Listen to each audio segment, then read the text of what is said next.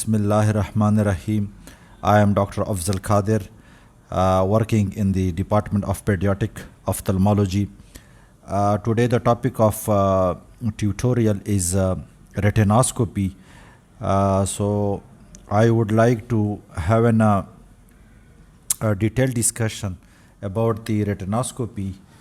In introduction, we will say in objective retinoscopy, the term objective retinoscopy or refraction is used when the refractive error of an eye is determined without input by the patient. The patient may be required to cooperate in the placement of the head and by fixation to target for a short time. Subjective information is not obtained from the patient about the quality of vision during the procedure.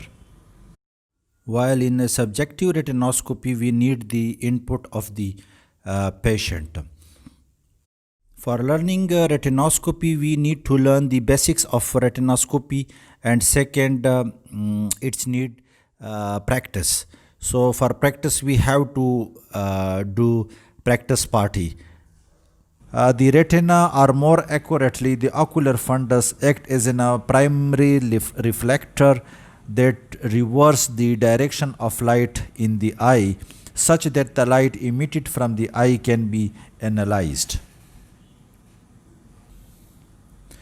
The optical principles of static retinoscopy.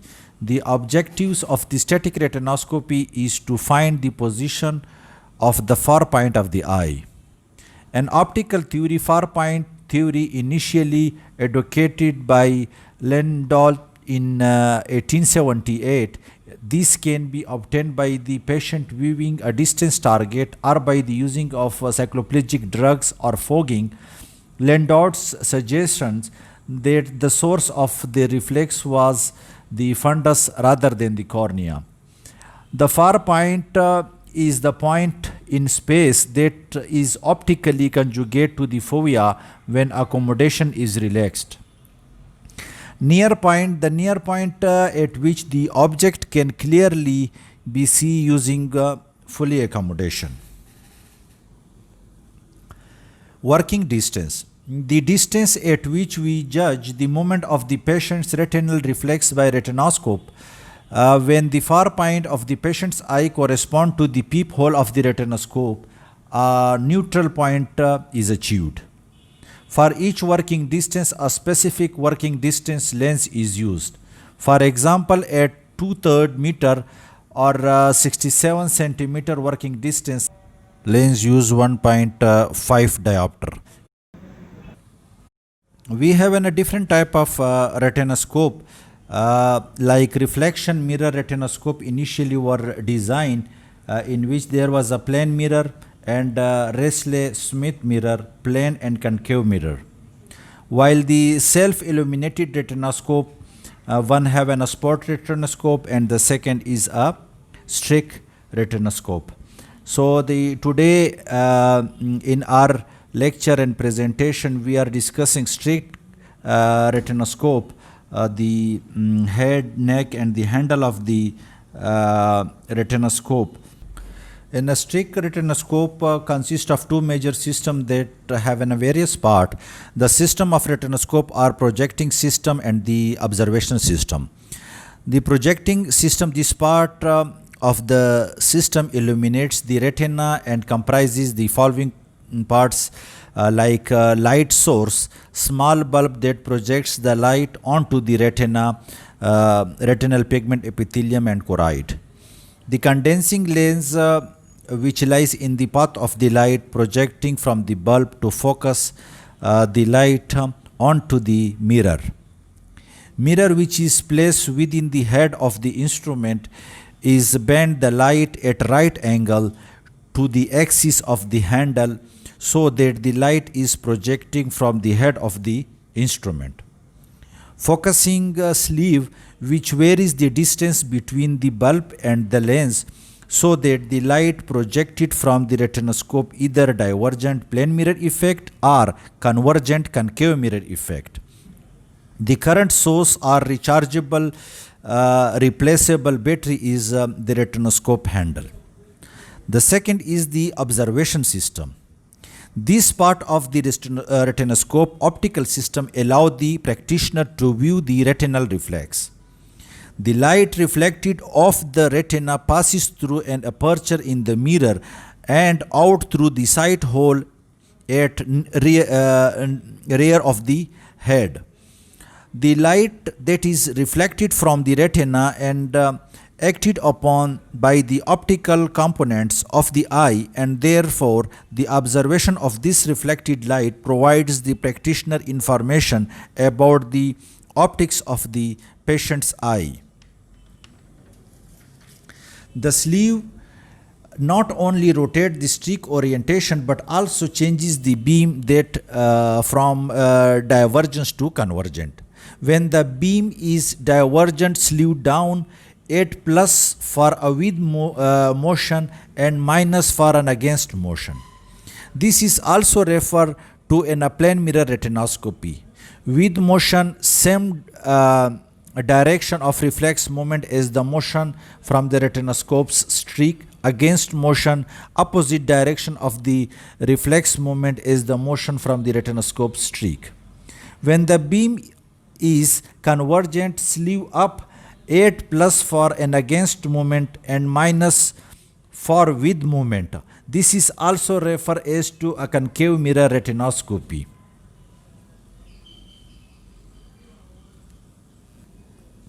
Now come to the type of retinoscopy. We have an static retinoscopy, a technique which allows the determination of refractive error for distance while maintaining accommodation in a fixed state. Patient fixation is maintained at a distance of 6 meters. The dynamic retinoscopy is a technique that determines the near refractive error while not having control over accommodation. This method of retinoscopy investigates the patient accommodative response. Patient fixate at a less than 6 meters. Mahindra retinoscopy, a technique that determines the distance refractive error when patient fixation is more difficult to maintain. This method encourages the patient to fixate the light source. Radial retinoscopy, a variant of static retinoscopy that is employed especially in cases where the media opacity are present and in cases of very high refractive error. Now, characteristic of the reflex. In reflex, we have to look for the direction, orientation, and brightness and speed of the reflex. In direction of movement, that whether it is with movement or against movement or neutral form. While in orientation, we have to look about the vertical orientation, horizontal orientation, or oblique line orientation in or out with the pupil reflex. The brightness and speed of the reflex should be noted. The retinoscope reflex movement with motion, the ret reflex moves in the same direction as the sweeping of the retinoscope streak. The streak moves across the rim of the trial lens from your left to right. If the ret reflex moves in the same direction as the streak project from the trial lens rim, this is a term with the with motion. While in against motion, if the streak moves from the left to right, the reflex will move from right to left, opposite direction. The ret reflex is moved in the opposite direction as the streak projects from the trial lens rim. This is an against movement. The neutrality or no movement with the streak moves from right to left when the whole pupil is filled with the light and there is no observable movement of the ret reflex as the streak sweeps across the pupil. This is considered neutrality or endpoint. The astigmatic reflex An astigmatic reflex with present with the several type of movements if neutralizing with minus cylinder.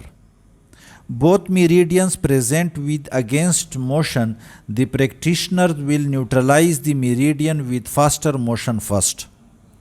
Both meridians presenting with the motion, the practitioner will neutralize the meridian with slower motion first. If you find it difficult identify the difference in the speed of the movement, check both meridians with each addition of length until one get neutralized.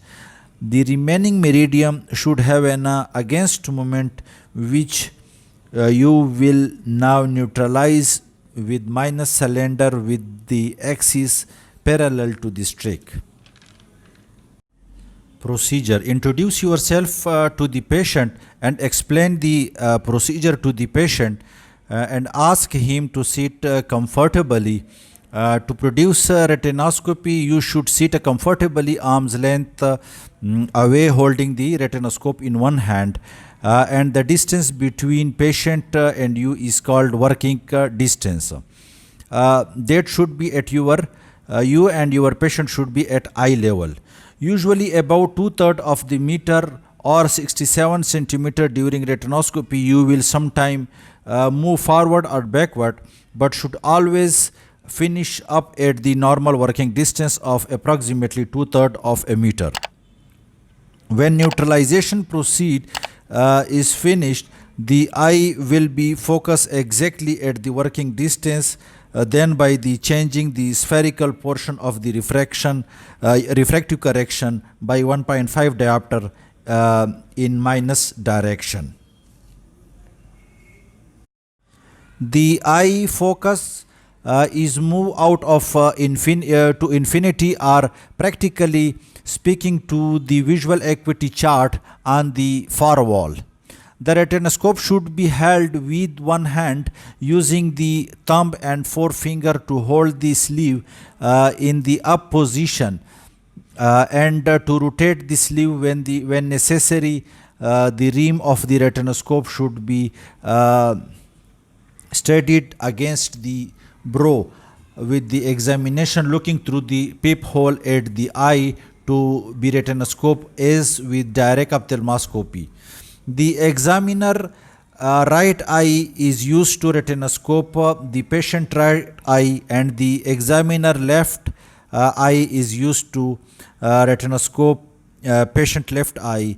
With the room light dimmed, the blurred streak of the light, the entr'acte is swept across the pupil. The entr'acte is always swept at right angle to its length. If it is oriented vertically, it is swept horizontally. If oriented horizontally, it's swept vertically. And if oriented obliquely, it is swept obliquely at right angle to the orientation to the streak. In this vertical orientation, we are actually testing the power in the horizontal meridian, but we often say that we are neutralizing the vertical meridian. We should be saying that we are neutralizing the streak in the vertical meridian. Only small sweeps are necessary, just enough to detect the direction of movement of the reflex. Notice that is reflex move in the same direction as the intersect in this called with the movement. In another situation we may see this reflex one which moves in the opposite direction to the intersect, this called against the movement. At the point of neutralization, the reflex look like that it doesn't move at all. The pupil suddenly fills with light as intercept cross it.